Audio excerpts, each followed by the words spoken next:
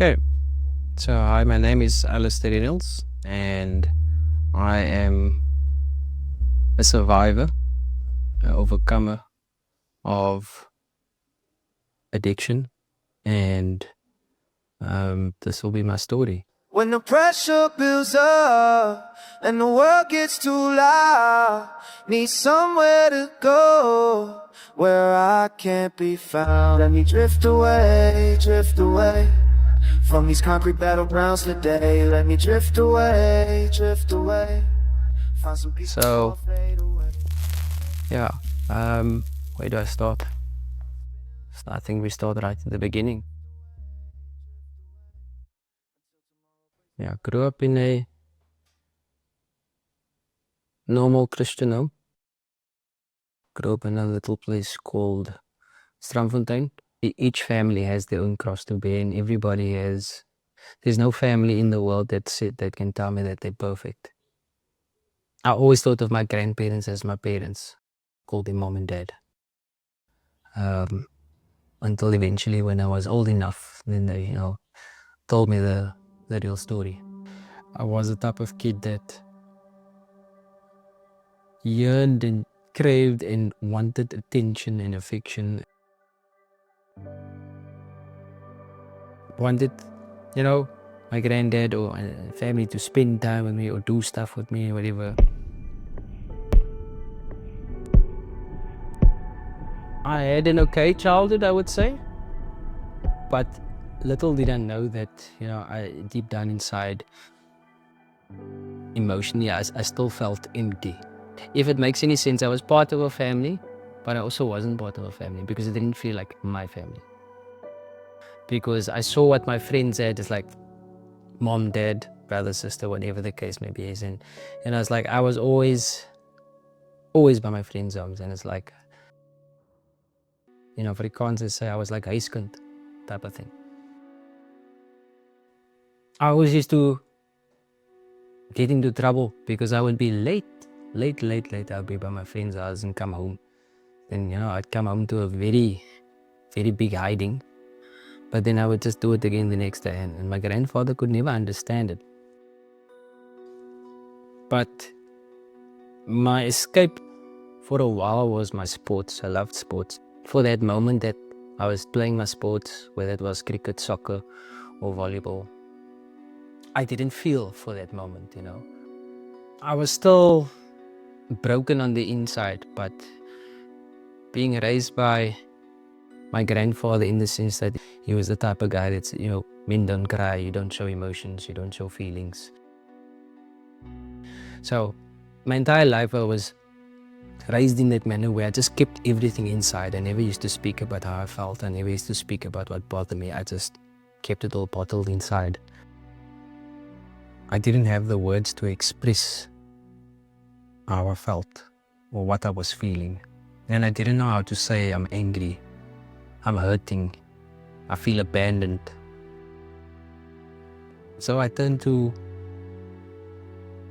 the streets and I turned to addiction to try and bury the ache in anything that numbed it.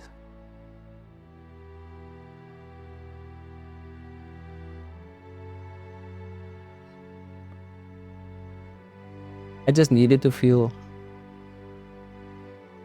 how it felt to have my own dad, and that I mattered to him. But he wasn't there.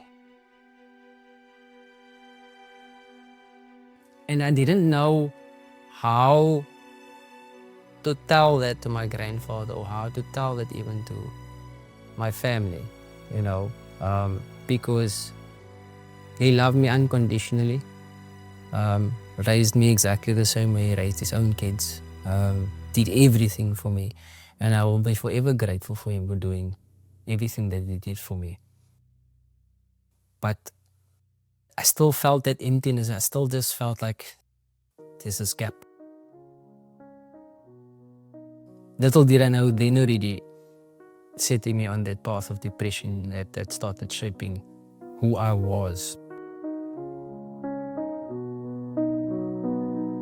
Late nights on the block, mind racing through the static. Can't sleep, can't think, got me moving automatic. Streets calling my name, but I'm drowning in the silence. Need to find my way, break free from all this violence. Corner store conversations, homies speaking truth to power. Been grinding since the sunrise, still broke by the hour. Mama's voice echoing, son, you better make it out. But these walls keep closing in, filled with fear and doubt.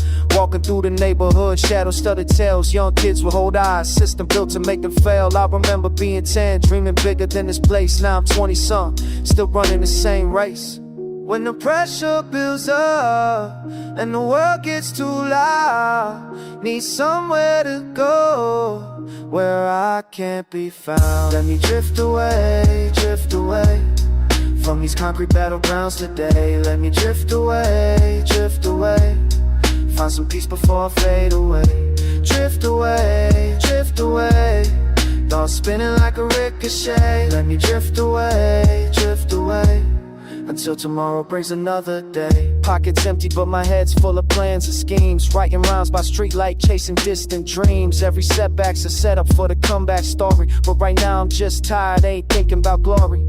Friends becoming strangers, strangers becoming foes. Trust is currency I can't afford, everybody knows. Police sirens wailing like a soundtrack. Yeah, it was like a shadow that followed me everywhere, you know. And I couldn't name it back then, but I carried this ache like something in me was unfinished, and I was like angry without knowing. It was like when my mom came back in my life, it was very difficult for me. In the beginning stages and trying to build a relationship with my mom, I tried very hard, but at the same time I also had a lot of resentment and anger and frustration and rage towards my mom. Now you must remember, I wasn't just sorry to that I'm breaking the word. I wasn't just dealing with him. I was dealing with my brother as well, because my brother was an addict as well. So I had him on the one side, and then I had my brother's wife phoning me 24/7. I had to go and get a night magistrate to get him out of, pay 7,000 rand for a night magistrate to get him out of the police cells, that he don't lose his job. All of those things. So I was sitting with two addicts. So yeah, I remember my mom, I knew she was worried and stressed out as to where I was. He's coming this and then he sells the cheese so cheap. And I'm like, that's like a block of cheese like that. Yeah. Why the heck is the cheese so cheap? Where are you getting this cheese from? For the cheese. Yeah. Discount. Hey. And the people were starting to order. And I think then he couldn't get the cheese anymore because they found out he was stealing, or he stopped working there. Then he couldn't get cheese for people anymore. I'm like, really? Sometimes I close my eyes and see a different path. One where struggle don't define the aftermath. Where kids can play outside without the fear of harm. Where mothers sleep at night without the false alarm. But when I open up eyes, reality sets in. This game of survival, everybody trying to win. So I keep pushing forward through the doubt and pain. Dancing in the storm while I'm standing in the rain. Notebook pages filled with everything I couldn't say. Heart heavy with the weight of another wasted day. But music is my therapy. I didn't want to tell her where I was, because I thought to myself, I put myself here. It's my own decisions that put me where I was.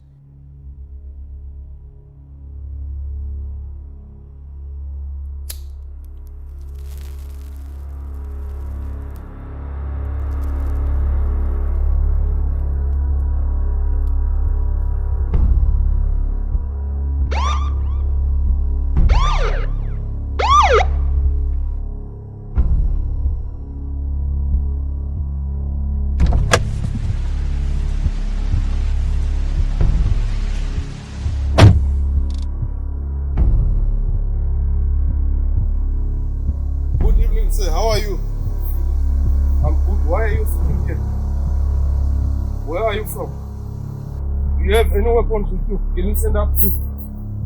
Put your hands on your head. Can you? Is there any weapon that I will find here? What is this? What is this? What is this? Huh? No respect. Huh? No respect for cops. Where are you from, Chief? I'm on the street. On the street. Before you stay on the street, where were you from? This is what I found in your shop. What is this? Are you selling drugs? Okay. This is, yeah. I'm taking the phone off. My husband. I'm now going to do under arrest for being in possession of drugs. Have you seen what I found on you? Okay, now I'll be taking you to detention. Come on, sir. For the right to remain silent. Anything that you say. Ha. Late nights on the block, mind racing through the static. Can't sleep, can't think, got me moving automatic. Streets calling my name, but I'm drowning in the silence. Need to find my way, break free from all this violence. Corner store conversations, homies speaking truth to power. Been grinding since the sunrise, still broke by the hour. Mama's voice echoing, son, you better make it out. But these walls keep closing in, filled with fear and doubt. Walking through the neighborhood, shadows still they tales. Young kids with old eyes, system built to make them fail. I remember being 10, dreaming bigger than this place. Now I'm 20-something, still running the same race with the bug. And the world gets too loud, need somewhere to go where I can't be found. Let me drift away. And I remember that my warden still asked me, does your mom know where you are? Or is your mom still alive? Or do you have family? And I said, yeah, I do have family. It's just I choose not to tell my mom because I've done this so many times already. And he said to me, well, give me the number, we're gonna call your mom. I got an earful first about, she was stressing and only letting me know now. I was worried sick and I thought you were dead. I wanted to report you missing. I was checking all the morgues, and there, I think that for me there was, because my granddad wasn't, he passed on already, my granddad wasn't alive anymore. And like my mom was the only real support structure that I could rely on. I saw a glimpse of the attention that I was looking for during my childhood. Going to prison and that anybody that I used to party with, when you come up into court from the bottom of the holding cells, court, come up, and I turn around, you don't see none of those friends used to party. Who do I see? My mom. Every court date, she would be out for. The last time he ended up in prison, when he was released, I fetched him. He got into the car and then I saw this guy also getting into the car, and then I was already seething inside because I thought you haven't learned your lesson and here you bringing this weird guy in the car with you. And as I pulled out of the prison, I said to him, if you don't pull your socks up, if you don't change, I said, I am going to become the next Alan Pakis. I am going to chop you up with an axe, put you in a black bag, and take you to my friend's crocodile farm in Simonium and feed you to the crocodiles. And this guy's eyes were so big in his head, and he's like, yo, Alistair, your master evil. So I said, no, you people don't realize to what extent you people drive us as mothers. I had to go and drop him off because he said he's going to stay with this guy, and I was already in a panic mode because I thought this guy doesn't look like he is going to stay clean for the rest of his life. This character looks like he's going to take Alistair down with him again. And I was already planning in my head, I'm really going to kill him. Because my friend has got a crocodile farm and I'm going to feed him to the crocodiles. Something just clicked inside of me. And in the prison system, I worked through YMCA. And, that's where I befriended the guys that was doing the program, Leroy and Elmo. They always encouraged me to say, listen, when you come out and you don't have anything to do, you don't know what to do, you don't have any place to go, come and see us. Our main aim is to, be the support structure, to create that belief within the offender or the ex-offender or the drug addict for the person that's struggling that there is hope. The gift of desperation is a good quality that one can take further in one's recovery, understand? And that is what I saw when I saw that. I thought to myself, you're not going to get it right the first time. Yeah. But once the gift of desperation is there, you are going to get it right. I was 2 days in Mitchell's Plain. I called my mom immediately. I said, listen, I can't do this. You need to fetch me. Take me to MCA because I'm going to end up back in that world again. I remember yourself coming in here weeks on end, not wanting to go to the shelter, coming up with all sorts of excuses. Yo, I missed my train. Can't I sleep at the Y?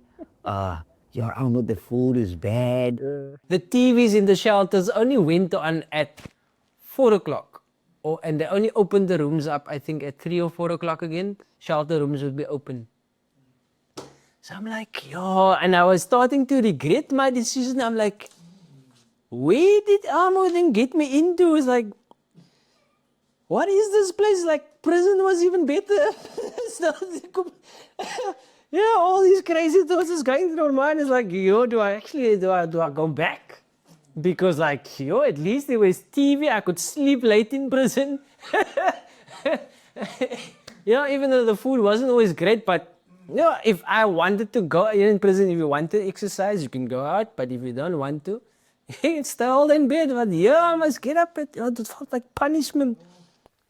So while I was attending the outpatient program at the Matrix in Parkwood, and I befriended 2 champs on the Uton program at the time by the name of William and Shane. And they were at Powerhouse. I think they were either P2s or P3s. I'm speaking under correction. I was asking them what they do, where they're from. They spoke to me about the Uton program, explained to me what the program does. And I thought to myself, this is a brilliant way for me to alleviate stress and strain on my mom. Because I found out when you get into the Uton program, they pay for your accommodation or your shelter. You get a stipend, they see to your traveling needs. And so I'm like, that is where the journey started with me. I then transitioned from P1 to a P2, did a few months as the P2, graduated from my Matrix outpatient program. Then I transitioned into P3 where I became a champ. Once I got accepted onto the Uton program or became a phase 3 champ, which is work readiness side of Uton, I was excited because now, when you phase 1, phase 2, they just buy your ticket, they pay your shelter fees. There's nothing else. You get paid in vouchers. I was like, because this is what William and Shane failed to mention to me was, I thought when they said you earn a stipend, it meant like, okay, I get money or whatever. No. Phase 1, or should I say phase 2, when you're working at the service center, you get paid in vouchers. And I thought to myself, but now if I smoke cigarettes, can I use vouchers for cigarettes? Can I go take this to Pick n Pay? I thought the voucher was a voucher, but no. So even then, I still thought to myself, do I really want to do this? Like, because it's nice, but it's also not nice because I need money to look after myself. But okay, I thought, okay, you started this, you gotta for once finish what you started. So went through phase 2, moved into Loaves. Like I said, it was awesome because Ma Bridget, who was our mother at the time, fantastic woman, very loving, and treated everybody like they were her kids. We all called her Ma, and she's a fantastic cook. It was the best time of my life because she did catering also. You know what? It was amazing. Take nothing away from Uncle Matthew's brown stew. It was okay. But my Bridget's food, I'm telling you, you get mac and cheese that big, that thick. Rah. And if there's left, you can go back for seconds. She made this big bowl of nice salad with feta in there and cherry tomatoes and cucumber, pineapple. And then you get salad dressing. I'm like, this is amazing. Alistair, right. Okay. So I met Alistair approximately 5 years ago when he joined the Uton program. And I must say it was very clear from the word go. He was clearly a very bright guy and very ambitious as an individual. So at first, Uton was just a place to get help. I wasn't expecting healing. I didn't even believe I deserved it. But they welcomed me. No one pushed me. No one judged me. They just kept showing up for me until I decided to stay. I was finding a space where survival wasn't the only goal, and that I could probably see I can actually live a normal life. So then structure came first, then a daily routine, then accountability, and people are noticed when I didn't show up. What has been beautiful to see as he's joined the Uton program, how hungry he's been for change, and how much this change has meant for him and his family. He showed a lot of potential from the get-go. So look, at Uton, we believe in second chances, and we definitely thought that, you know, when an opportunity does come, that this would be a great guy to consider to plug into one of our social enterprises as a manager. Whenever I would do a sale, whenever I would be with a customer, Alistair was very attentive to that. When I came to do a sale, Alistair was always sit by my side to pack the items into the carrier. Then one day, he was sitting with I noticed he was staring at me and watched what I was doing And then one day I just told Alistair, you know what? I see the eagerness in you, in the willingness. I showed him the 3 steps on how to work the system. And my exact words to Alistair was, it's either you swim or you sink, my brother. And I left and I took over to the post office just to see.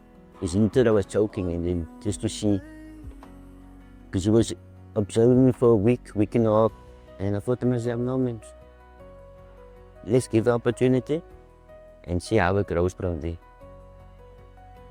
Since then, he worked his journey, he completed he stepped over and he graduated. The first time I met Alistair was my first day of being a champion. And I was incredibly nervous to be starting where I was. And he did so much to make me feel comfortable and not to be nervous, and introduced me to everyone else in the store. When I think of his story, it made him so much more relatable. When he gave advice, I could relate because I really understood where he came from.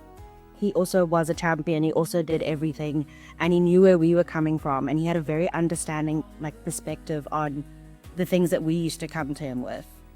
You know, I always think there is some doubt around champs that start within our program, that they are actually going to be able to, through the journey within Uton, to actually take on all the tools that we actually equip them with. But Alistair was very quick to adopt and utilize those tools that we gave him within Uton and apply them as he learned them, which made him just a perfect candidate to bring into our social enterprises.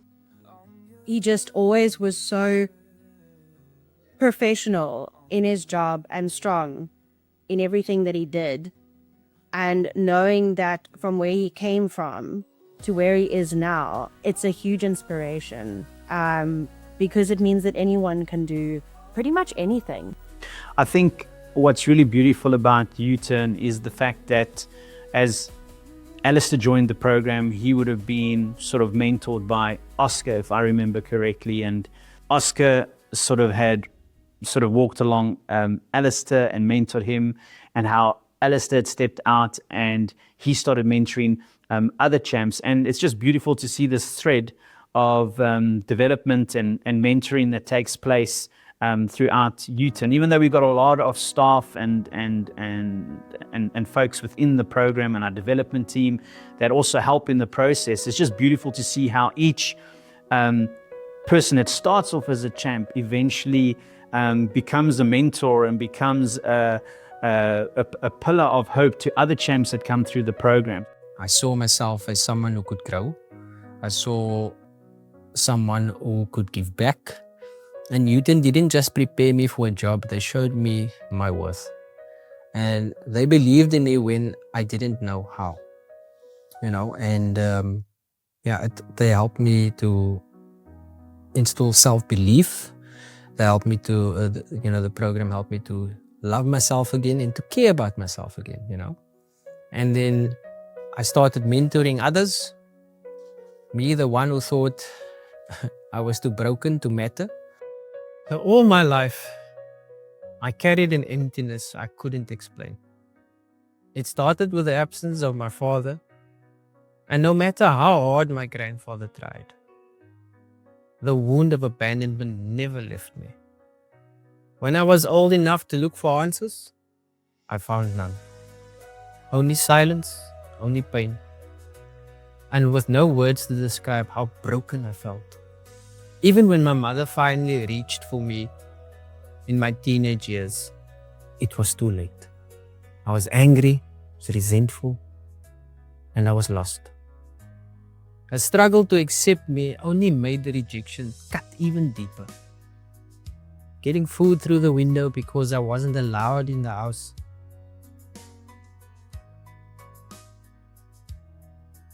Pascal once said, there is a God-shaped vacuum in the heart of every man, which cannot be filled by any created thing, but only by God, the Creator. I know what the vacuum feels like. I tried to fill it with everything else, and it completely destroyed me. You see, at U-Turn, I didn't just find help. I discovered love that refused to abandon me. A love that reminded me I was never truly, really alone. Slowly, step by step, I realized that the emptiness inside me wasn't a curse. It was a space waiting for Him. You know where you've taken Him out, but you also know the plans you have for Him. And for this, we bless your name. In Jesus' name we pray. Amen. Today, that space is filled, not with anger, not with rejection, not with addiction, but with hope, with purpose, with God Himself. And that's why I can stand here today and say, the boy who felt abandoned has finally come home.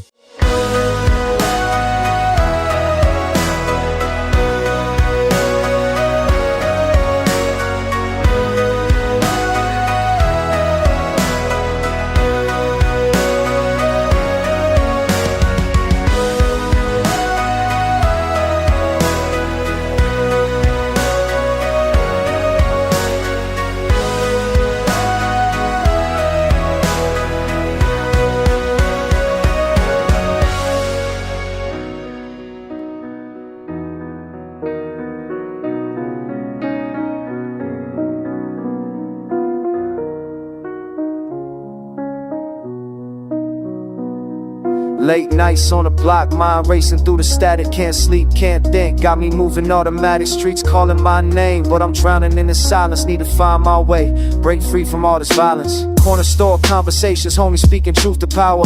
Been grinding since the sunrise, still broke by the hour. Mama's voice echoing, son, you better make it out. But these walls keep closing in, filled with fear and doubt. Walking through the neighborhood, shadow studded tales. Young kids with hold eyes, system built to make them fail. I remember being 10, dreaming bigger than this place. Now I'm 20-some, still running the same race. When the pressure builds up and the world gets too loud, need somewhere to go where I can't be found. Let me drift away from these concrete battlegrounds today. Let me drift away, find some peace before I fade away. Drift away, thoughts spinning like a ricochet. Let me drift away, until tomorrow brings another day. Pockets empty, but my head's full of plans and schemes. Writing rhymes by streetlight, chasing distant dreams. Every setback's a setup for the comeback story. But right now I'm just tired, ain't thinking about glory.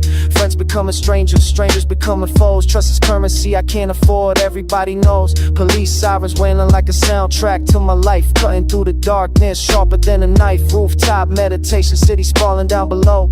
Wondering if I'll make it out or if I'll never know. When the pressure builds up and the world gets too loud, need somewhere to go where I can't be found. Let me drift away from these concrete battlegrounds today. Let me drift away, find some peace before I fade away. Drift away, thoughts spinning like a ricochet. Let me drift away, until tomorrow brings another day. Sometimes I close my eyes and see a different path, one where struggle don't define the aftermath, where kids can play outside without the fear of harm, where mothers sleep at night without the false alarm. But when I open up my eyes, reality sets in. This game of survival, everybody trying to win. So I keep pushing forward through the doubt and pain, dancing in the storm while I'm standing in the rain. Notebook pages filled with everything I couldn't say, all heavy with the weight of another wasted day. But music is my therapy, beats become my church. Spitting bars of honest, giving pain a voice to search through the maze of broken promises and shattered hope. Learning how to climb when I'm sliding down a slope. This microphone's my weapon, these words become my shield. Fighting for my future on this urban battlefield. Let me drift away from these concrete battlegrounds today. Let me drift away, find some peace before I fade away. Drift away, thoughts spinning like a lead, just say. Let me drift away, I told tomorrow but can light a day. Told tomorrow but can light a day. Told tomorrow but can light a day.